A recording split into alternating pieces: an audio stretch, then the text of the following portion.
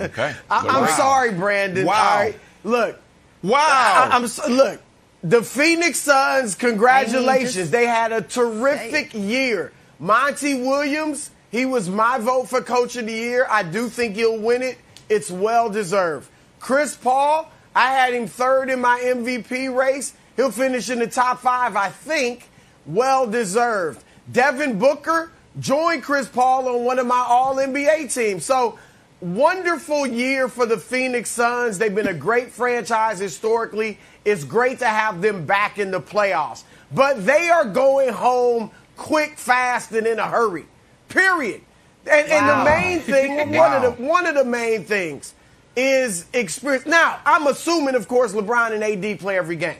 If LeBron and AD play every game, there is no way Phoenix is beating them. Don't give no disclaimers. Booker, DeAndre Ayton. Well, yeah, okay. If LeBron gets hurt in game 1, doesn't play the rest of the series, sure, Phoenix could win. We don't know. Right? That's been a story all year. That's been a story all year. We don't know what we're going to get from the Lakers. I'll leave that caveat for you. Mikal Bridges, DeAndre Ayton, Devin Booker, there is no way in their first ever playoff series they're going to stare LeBron and AD in the eyeballs and beat them.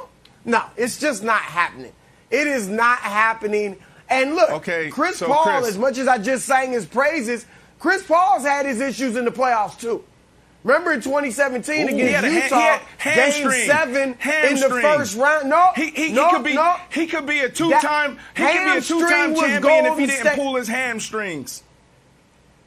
Look, there's more than that. We remember Game 5. Russell Westbrook got him out of sorts, and Chris, just one of the clutch players of all, or at least of this era, just fell apart in the last minute. They lost that game in that series. 2017 against Utah in Game 7 had a great series and goes 6 for 19 for 13 points in Game 7. And you mentioned Houston when he was there. How about the next year, 2018, when Kevin Durant gets hurt? The series is tied at 2. Chris comes out in the pivotal Game 5. No KD, has 11 points, struggles from the field. So Chris has had issues in the playoffs too. So I'm sorry. They are not beating a LeBron James, Anthony This is the number 2 seed in the West. Team. This is a real team. A lot of these other teams, we're talking about, this team is good, this team is good. They're 39-33.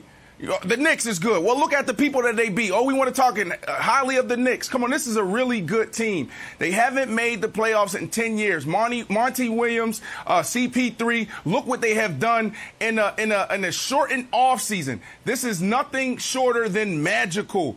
Come on, man. And then when you want to talk just pure basketball, because you guys get caught up in LeBron James, AD, they're going to win. The Suns going to win because what I've been seeing out of the Lakers, we're talking about a beat-up LeBron James. Now, look, what you said was right if LeBron James was healthy. LeBron James isn't healthy. Now, he can still impose his will on the game in other areas as far as, like, you saw him dropping dimes. You saw him getting other people involved. You saw him making big plays down the stretch.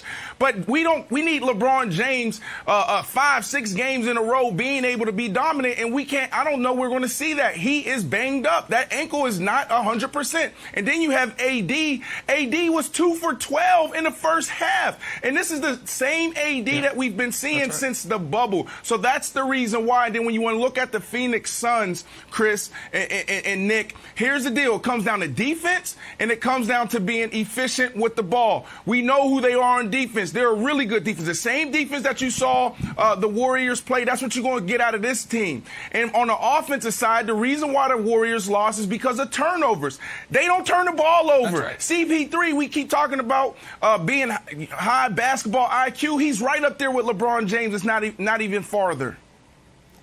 That's right. Then listen, well, I think almost everything Brandon said right cute. As far as what the Suns do well. That was cute. And I'm going to say this.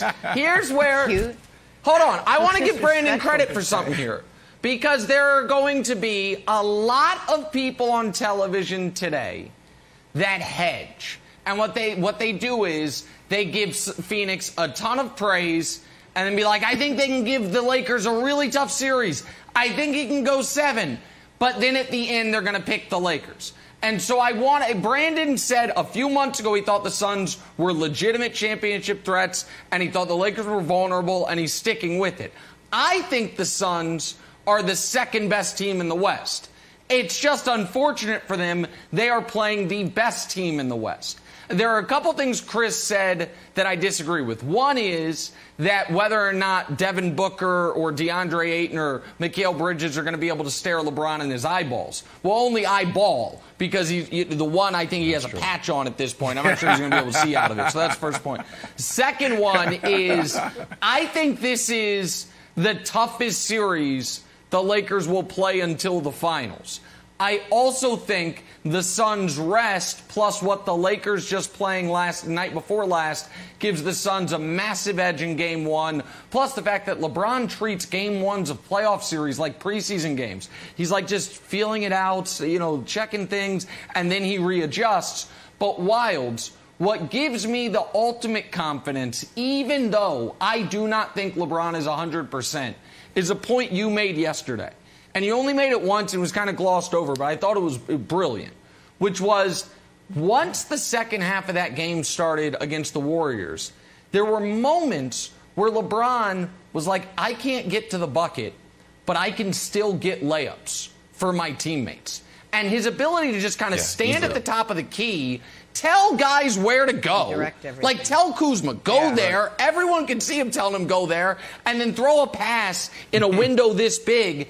He's absolutely going to be able to do that against the Suns. Because while the Suns, are a good defensive team, they have no one to guard LeBron and then also guard other guys. They don't have a Draymond, and DeAndre Ayton's going to get lost a bit trying to protect the rim. So I think this is a 6-game series. I think Phoenix takes Game 1 and then takes Game 4 or 5, but I think the Lakers win it. Yeah, it's funny about the LeBron style of play. That game against the Warriors was the first time I said, I could see LeBron playing till he's 40. That style of play will work. I know we always think he's just going to kind of transition into a Klay Thompson, I'll just be a spot-up shooter, and I could see that happening. But him being like the slow, old guy at the YMCA who's just giving you perfect bounce passes on the Princeton offense, I think that will work.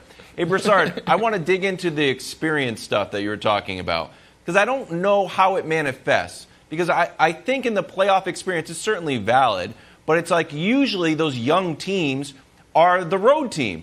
And it's odd that the young team is the 2 seed. So they'll have home court advantage throughout the playoffs. And then it's all right, well, they lack sort of the pace of play changes. All right, well, Chris Paul's in charge of that, and he's got a ton of playoff experience. And then it's all right, there's a little je ne sais quoi, there's a little toughness. Well, then you got Monty Williams and Jay Crowder, who has a ton of playoff experience. So how do you think playoff experience will actually manifest and hurt the Suns? I'm not saying Devin Booker's going to shoot 30%, but I am saying he won't be the LeBron James. And look, the playoffs are completely different. Now, this might be the one thing that could help is that the arenas won't be completely full. But the atmosphere when it comes to the playoffs is totally different. The stakes are much higher, and that gets to guys. Brandon knows what I'm talking about. It is just a different atmosphere when this is the series, and you got to go home if you lose. And it's hard to explain, and Chris can talk to Devin, talk to DeAndre about it, and that'll help. But until they get out on that floor and play in the playoffs, they won't understand what it's like. I do agree with Nick that I think they're going down in 5. But their best chance of winning a game is in Game 1. The Lakers may be a little bit spent. They obviously had a big emotional game against Golden State. So this is a game that's in Phoenix. Golden State, the Warriors. They can sneak this. They're spent. No, I'm cutting you off right now. No, but I'm cutting you off right now. They're spent. I'm not saying they will. Because they just played a tough emotional game against the Warriors, and the Warriors may not even make the playoffs tonight. No. Please. Thanks for watching. Subscribe here to get the latest from the show. Also, be sure to check out more of the best clips from First Things First, or go watch a few segments from our other shows on FS1.